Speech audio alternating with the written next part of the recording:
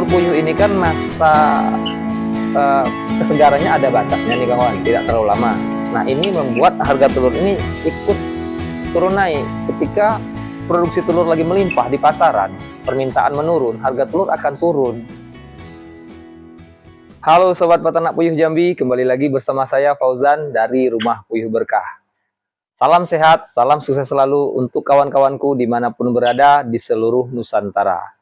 Mudah-mudahan apa yang diusahakan dapat berjalan lancar, apa yang dicita-citakan dapat diwujudkan.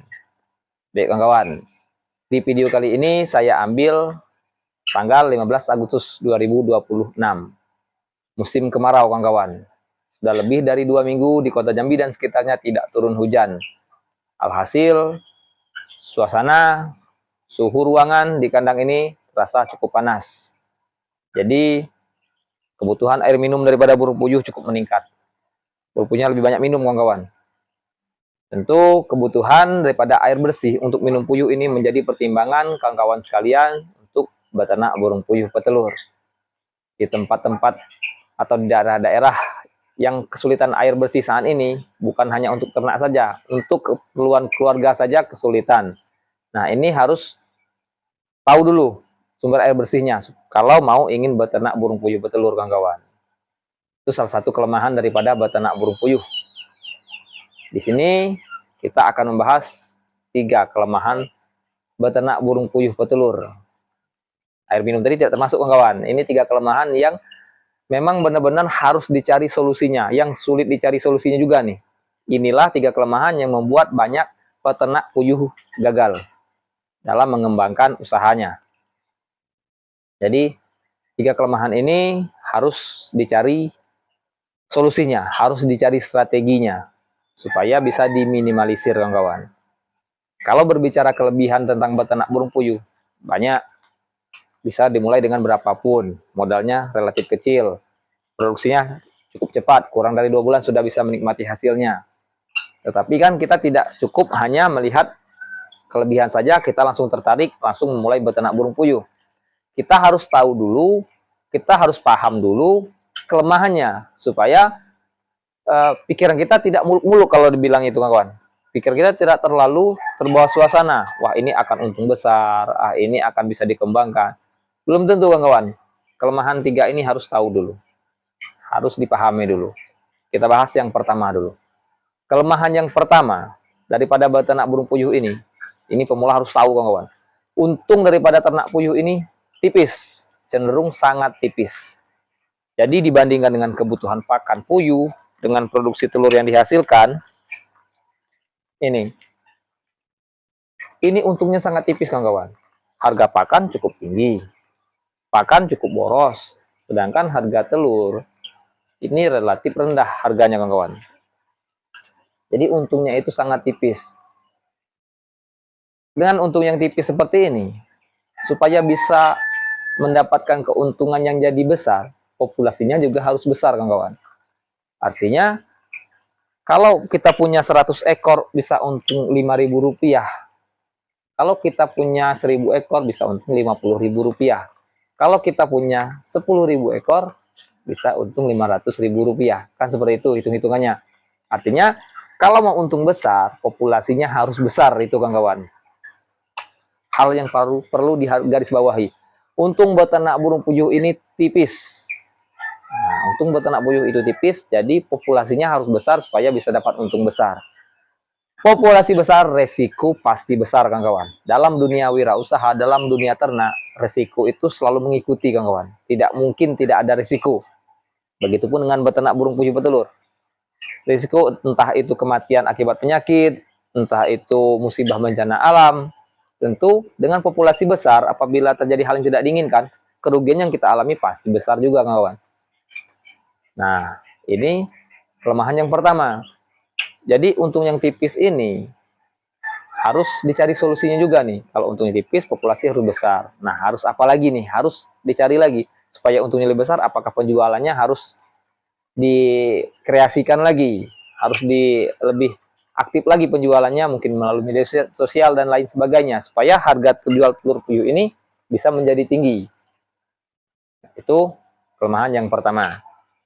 Kelemahan yang kedua, kawan-kawan.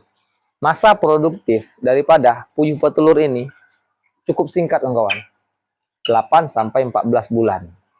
Katakanlah 1 tahun 2 bulan, itu sudah batas akhir burung puyuh ini bisa kita nikmati hasil telurnya.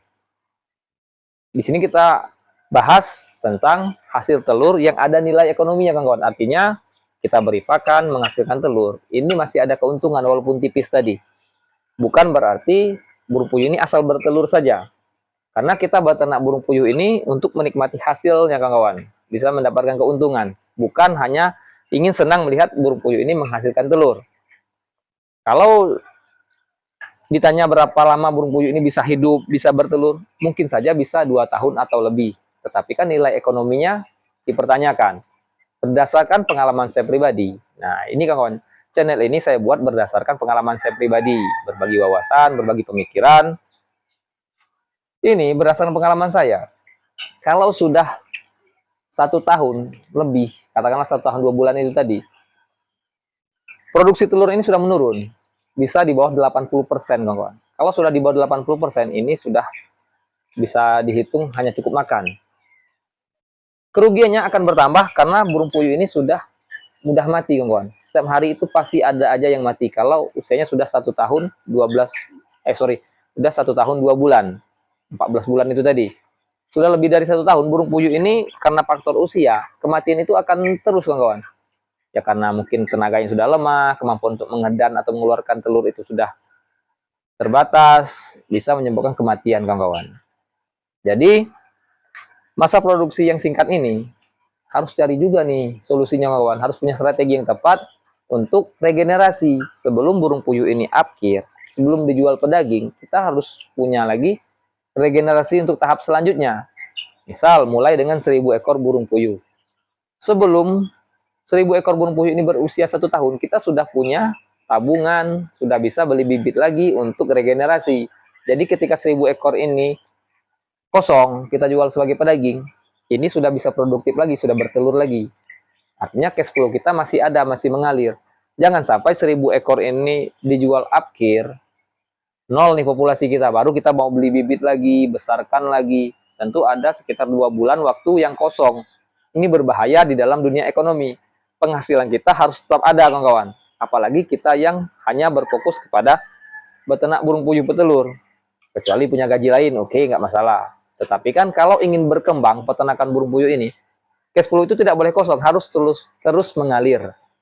Artinya ketika burung puyuh ini sudah tampak tua, sudah hampir 1 tahun, kita harus beli bibit lagi untuk regenerasi. Artinya kita harus punya tabungan, kawan-kawan, daripada keuntungan beternak burung puyuh yang tipis itu tadi. Kita masuk ke kelemahan beternak burung puyuh yang ketiga. Kelemahan yang ketiga ini adalah harga telur yang fluktuatif.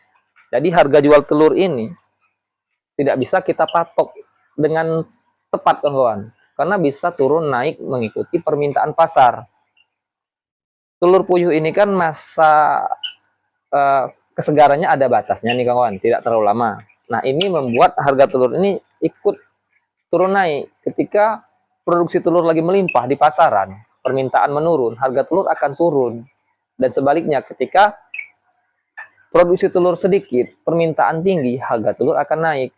Nah ini butuh manajemen yang tepat di sini kawan-kawan. Untuk saving ketika momen lagi baik, untuk menutupi masa di mana momen lagi buruk. Jangan sampai ketika harga telur puyuh ini lagi anjlok, harga anjloknya ini kadang nggak ngira-ngira kawan-kawan. Hanya cukup untuk makan saja. Jadi jual telur puyuh ini bisa cukup untuk beli pakan puyuh saja. Syukur-syukur tidak nombok kawan-kawan. Kalaupun hanya cukup untuk makan puyuh, artinya operasional kandang kita bagaimana?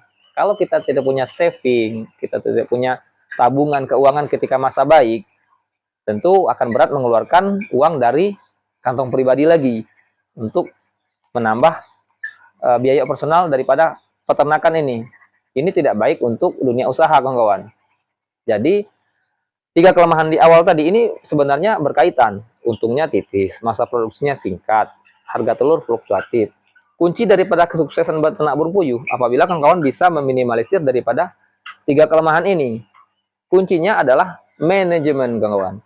Jadi, kemampuan manajemen yang baik bisa membuat beternak burung puyuh ini berkembang. Kalau manajemennya buruk, mulai populasi besar sekalipun, modal besar sekalipun, bisa bangkrut, bisa rugi. Karena mulai dengan populasi besar, untungnya tipis nih, nggak apa-apa, kita mulai untung besar, populasi besar biar untungnya besar. Tetapi ketika ketemu harga telur lagi anjlok, telur puyuhnya dijual hanya cukup makan. Untuk nambahin modal lagi untuk operasional berat. Ditambah lagi nanti produksinya yang singkat. Tidak terasa 1 tahun sudah berlalu, burung puyuh ini sudah mulai tua. Mulai berpikir lagi untuk regenerasi. Saving tidak punya, cari uang lagi dari luar untuk beli bibit baru. Berat kawan-kawan. Jadi kunci dari kesuksesan beternak burung puyuh ini adalah manajemen kawan-kawan. Untuk itu, 3 kelemahan ini harus kita cari solusinya. Harus kita cari strategi yang tepat untuk meminimalisirnya. Kalau dibilang burung puyuh ini mudah stres, mudah terkena penyakit, ini semua tentang perawatan kawan-kawan. Bisa kita pelajari secara langsung ketika kita sudah beternak burung puyuh ini. Tetapi kalau 3 hal ini tidak bisa dipelajari dengan mudah. Manajemen ini harus kita belajar minimal 2 tahun beternak burung puyuh. Jadi kita ketemu nih untungnya tipis, di mana untung tipis ini kita harus menyisihkan lagi tabungan untuk regenerasi. Kemudian tiba-tiba ketemu harga pakan naik, harga jual telur turun. Wah, ini bisa nombok kalau tidak manajemennya tepat nih. Kita tidak punya tabungan, kita bisa nombok ya personal nih. Ini kalau dijalin selama 2 tahun, minimal 2 tahun, ini akan ketemu kawan-kawan. Kalau kawan-kawan bisa melewati fase 2 tahun ini dengan baik, mudah-mudahan beternak puyuhnya bisa berkembang kawan-kawan. Mentalnya semakin bertambah, pengalamannya makin bertambah, strateginya pun semakin jitu. Kalau belum nyampe 2 tahun, ketemu satu siklus saja hal yang kelemahan ini tadi, kawan-kawan sudah merasa berat dan menyerah, ya sudah. Berarti perkembangan beternak burung puyuh ini dinyatakan gagal. Tentunya ini tidak ingin kita rasakan kawan-kawan. Sebagai peternak puyuh, kita ingin semuanya bisa dijalani dengan sukses. Tetapi untuk sukses itu tidak mudah. Harus ada proses yang dilalui, harus ada pengorbanan waktu yang kita siapkan, dan tentunya dalam 2 tahun gunakan untuk belajar dulu untuk beternak burung puyuh ini. Belajar tentang peternakannya, belajar tentang manajemennya.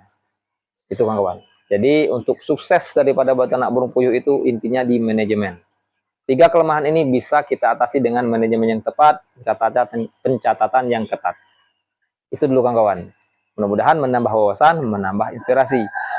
Semoga peternakan puyuh kawan-kawan sekalian bisa berkembang seiring dengan bertambahnya wawasan, bertambahnya ilmu manajemen kawan-kawan sekalian di beternak burung puyuh ini.